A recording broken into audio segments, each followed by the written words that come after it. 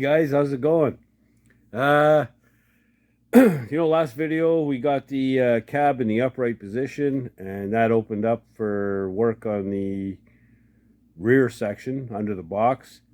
So today's video is going to be about getting the 9-inch Ford in position and set up, ready to go. So yeah, we're going to go on that. A couple things though, new subscribers, thank you very much, appreciate it. This thing's going pretty good, going in the right direction for sure, and I appreciate every subscription.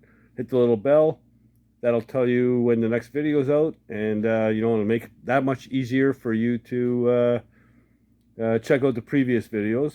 I think this is the seventh one I've done on this project, so yeah, right on. So yeah, 9-inch Ford install using the stock springs. There's a couple little funny things to take care of in that. And if you have any comments, leave comments down below, whether you think I'm doing it right or doing it wrong, whatever. I try and respond to all the comments, and I appreciate the interaction. Most guys are pretty good, and I have a blast responding to comments. So yeah, keep them coming, man. So yeah, you know what? Let's just get to it. Okay, so the rear axle is prepped to go in. I've cut the spring pads off, and I cleaned up where they're gonna go by taking some measurements. I figured they're going to go in about 2.25 inches each side. So I cleaned up the area where they're going to be welded to. So I'm going to get this thing off these sawhorses and onto that little cart so I can move it around and fold up these sawhorses and make a little bit of working room in here, and maybe pull the truck forward a little bit so I can instead of moving that motor around again, and yeah, get at hacking out that rear axle. So yeah, we'll just carry on. Okay, so I've cut the U-bolts that hold the rear axle to the spring. I've cut the flex brake line, removed the shocks and all that stuff. But here's something different about Chevy. On a Ford, the spring is held together, on a Chevy as well. There's a bolt that runs right through and pulls the spring, all the different leaves together, and you bolt it up. On a Ford, that bolt is center of the spring. So when you take your spring cup like this, it's it would be welded on the underside of the axle, right? And that hole would be sitting on the center bolt of the spring. So your axle is center. Well, Chevy, in all their infinite wisdom, decided to put the bolt in front of the axle instead of center. So they've got this kamuska-diddly-poo here. I don't know exactly what it does, but that's your center bolt is up here. So I've got to accommodate for that when I'm putting my the 9-inch Ford in, and I'm going to be fabricating some lowering blocks anyway to go between the rear axle and the spring. That brings the axle up, thus lowering the ride height of the truck. So I'll fix that problem with my lowering blocks, and I'll show you what I'm going to do once I get this diff out of here. And Mr. Torque Tube is back, so I'm going to slit his throat and get rid of him. And yeah, so once I get this diff out, I'll come back and show you what we're going to be dealing with. Okay, Mr. Torque Tube is finally dead and buried. Won't have to deal with that anymore. Speaking of torque tubes, I was checking out how this all works, and it's kind of cool. It's very simple. You got a solid tube, so you don't have any joint like you do with a drive shaft. You have a a universal joint that allows for suspension travel. For these, because that's a solid tube and there's no give, they mount them on a bushing on each side. There's one here and one over there. And so the whole axle can do this. So when you're going over bumps and potholes and stuff, you know, the axle itself is acting like what the universal joint does in a drive shaft. So it's very simple, but you know, the axle is actually about an inch off the spring. In fact, I've got my hammer underneath it right now. So yeah, so it's free to move, you know, boom, boom, like so. So anyway, I'm going to pull this hammer out. Show you something real quick. Just flip this over.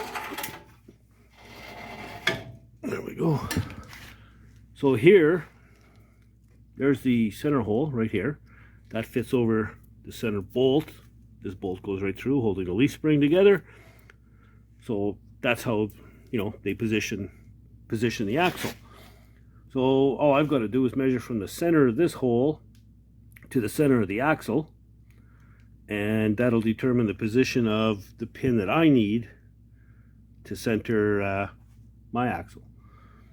And when I build the lowering blocks, I'm going to build them so that they catch this pin and the new pin that I put on. You know, I'll just weld it right onto the main leaf and call it a day. So yeah, I'll probably go to time lapse and manhandle this thing out of here, and then I got to do some cleanup, man. There's gear oil and crap all over the place, so got to wipe that up and make it decent in here. So that's where I'm at.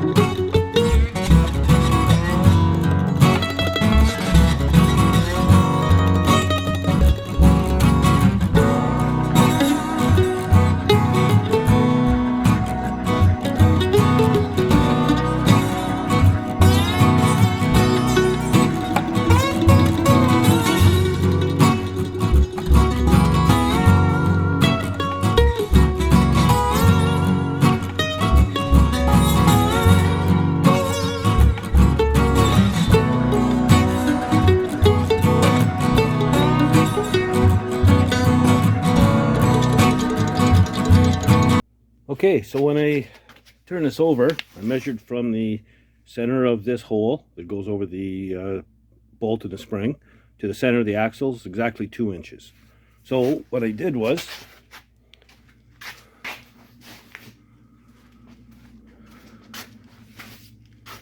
measured off 2 inches, and there's the bolt back, and I welded a nut to the leaf.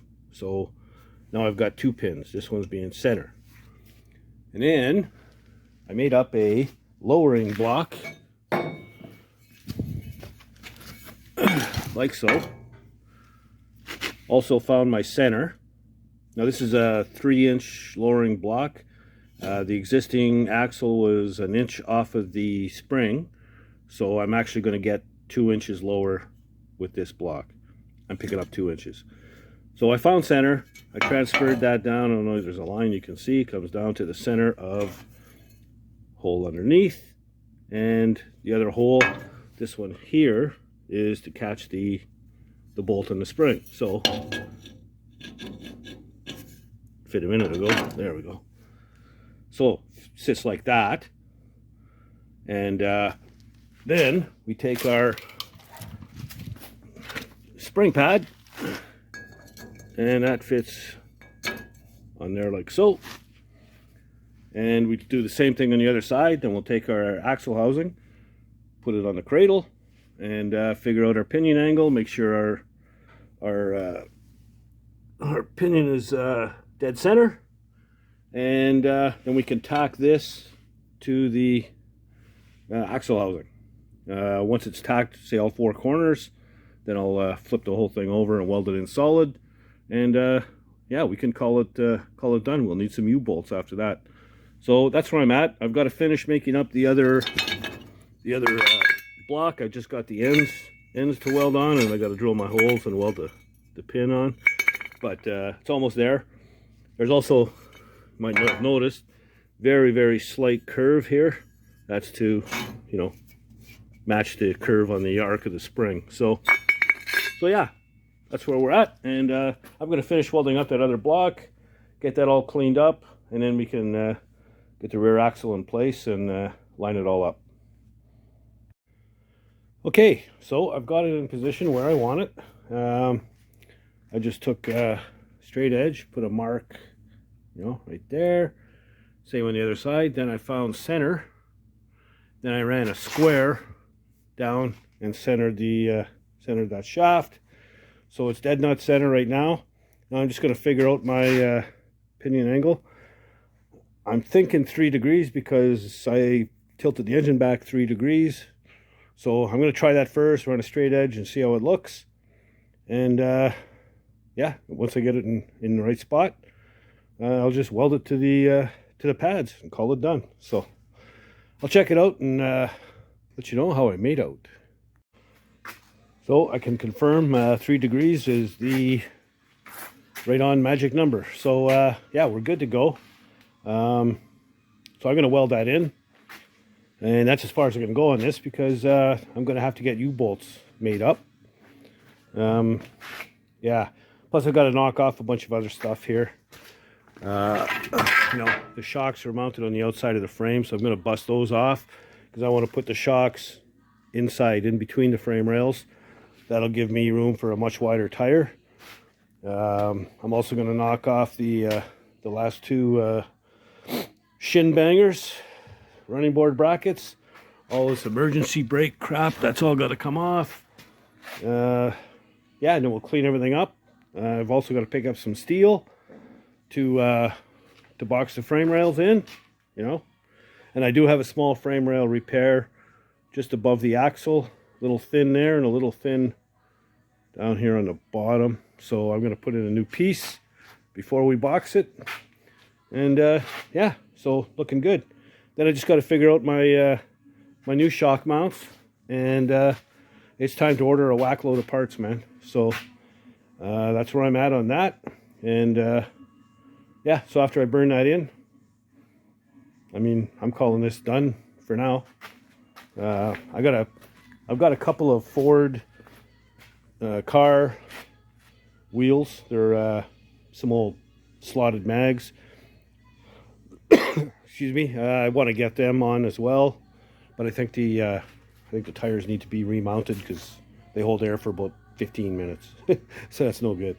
So anyway, I'll dig them out of the shed in the back, get those tires fixed, get U-bolts, get some steel, and then put in an order for a whole bunch of parts.